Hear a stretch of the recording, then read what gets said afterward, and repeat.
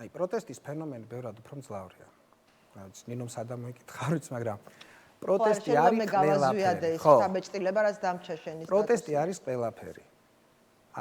როდესაც შენ ქმნი ნებისმიერ ტიპის წინააღმდეგობას, აზრობრივს, უჭერ მხარშილება არ გაკრიტიკო ხელისუფლება, მაგრამ რა ვიცი, ვაჟა გაფრინდაშვილის პოსტერი გააზიარო, თქვა, ყველაფერი პროტესტის საგანია.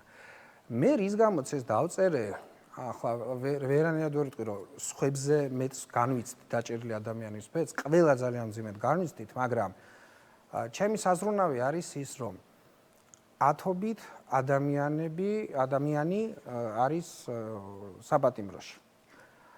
ამ ყველაფერმა ისიც კი გადაწყვნა, აი ის ბიჭები, პირველი, ასე ვთქვათ, ეტაპის პატიმრები, რამდენიმე წლიანი პატიმრობა რომელით და რაღაცა დეაქტუალიზაციაც კი მოხდა, ან შეერია მათი თემები ბევრ სხვა რამეს.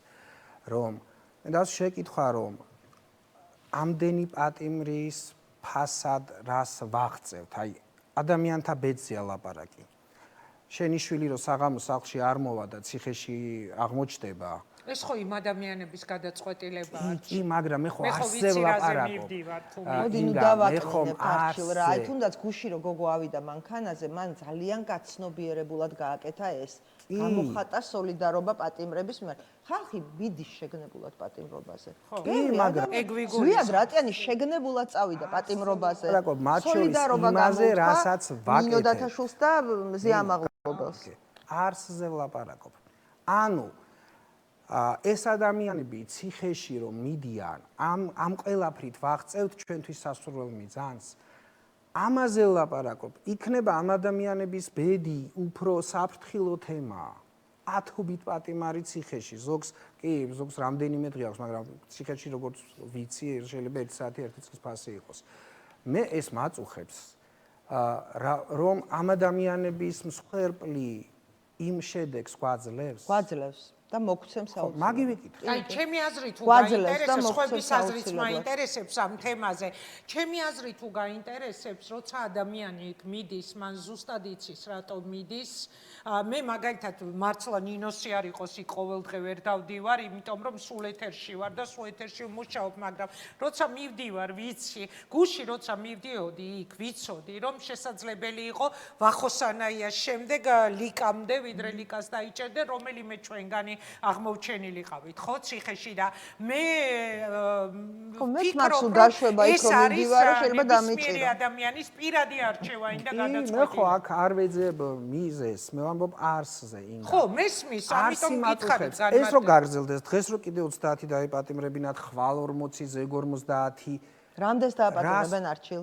ყვარყვარე არის ანა მიკეტებოდა მანამდე აპატიმრებდა. 2000 დაიჭერენ. რატო გონიათ რომ აი მე მინიმუმ იმის აი ამიტომ მე რომ არაფერს არ ედრება ეს პროტესტი, აი ეს პროცესი რაც ახლა არის თქო, იმიტომ რომ ჩვენ არჩევანი არა გვაქვს. ჩვენ რაღაცა მეტაფორული ციხე გვემუქრება, აი ქვეყანა ციხე და შესაბამისად თუ ეხლა ყველაფერს არ გაიღებს, მათ შორის თავის სიმბოლურად, აი თავის თავისუფლებას, აი რაც იმ გოგომ გააკეთა, ჩემი თაყვანისცემა ამ ადამიანს, მოდი ნუ დავაკნინებთ რა.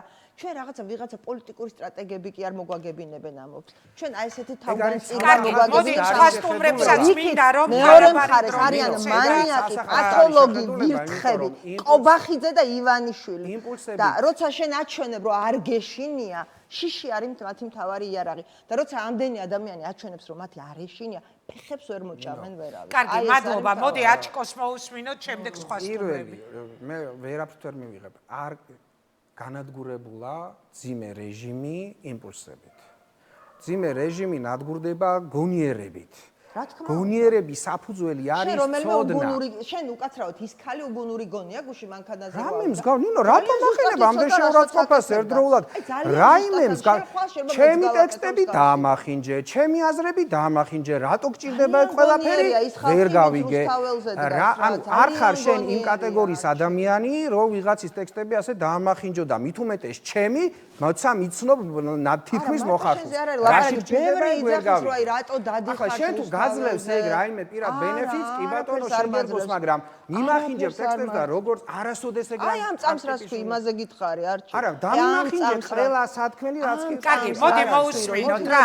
არჩევმა დაასრულოს და გავითვალოთ, ხო? ანუ მე ვლაპარაკობ იმას, რომ ის რა ფორმითაც ჩვენ მოვდივართ, მივაღწიეთ იმას, რომ ძალაუფლება გახდა კიდევ უფრო სასტიკი, დიახ, არაფერს არ ვატარებ. არაფერში არ მაინტერესებს რა იყო ადრე. მე მაინტერესებს რა გვაქვს ახლა.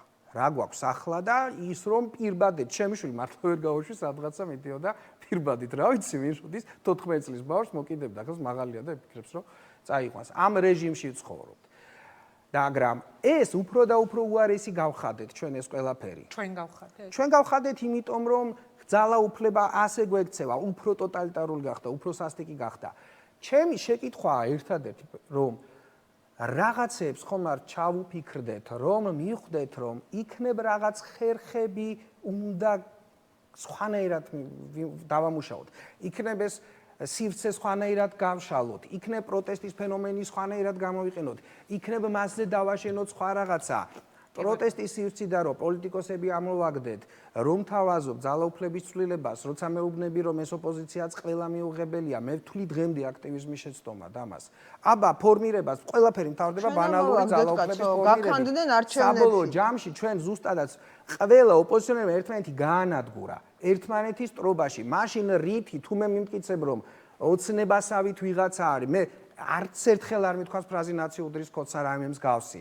არც ერთ ოპოზიციონერზე არ მithქვას მიუხედავად რომ ძიმე კრიტიკის ქვეშ ყავდა, რომ იქ გაყიდულია და შემდეგ. თუ ყველა უარესია ამ ადამიანების სოლიდარობას, რანაირად ვითხოვთ, გარდა იმისა, რომ ემოციური საფუძველი აქვს, მე ხომ უნდა მქონდეს არჩევანი და ვიფიქრო, რომ დიახ, მყავს მე საქართველოში ოცნებაზე ბევრად უკეთესი უპირატესობის მქონე პოლიტიკური ჯგუფები, რომლებიც შექმნიან ძალაუფლებას, ჩვენ ხო ყველა გავანადგურეთ, ეს არასწორია.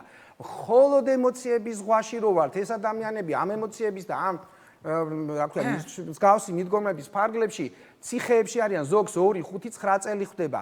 იმან რომ ზოგიერთ პოლიტიკურ სუბიექტს ცრუ წარმოდგენა შეექმნა, რომ 4 ოქტომბერს რაღაც მოხდებოდა, სასწაული ადამიანები არიან, რომელმადგანს იმეტებთ პაატა ბურჭულაძეს, მერე რომ ყველა მლამის ხელი შეახოცა მას და იმ ადამიანებს, პაატა მეორე ბანჯგალაძეს და მურთაზოდელავას, 9 წლიანი რო ემუქრებათ და კაცმარიცის რამოსდით, ოპოზიციური ხელმძღვანელები რო გამოვლენ ერთ თორთვეში აი ეს ზურა და დანარჩენები, მერე რა მოხდება მათ და ისევ შეაბრუნებთ რა.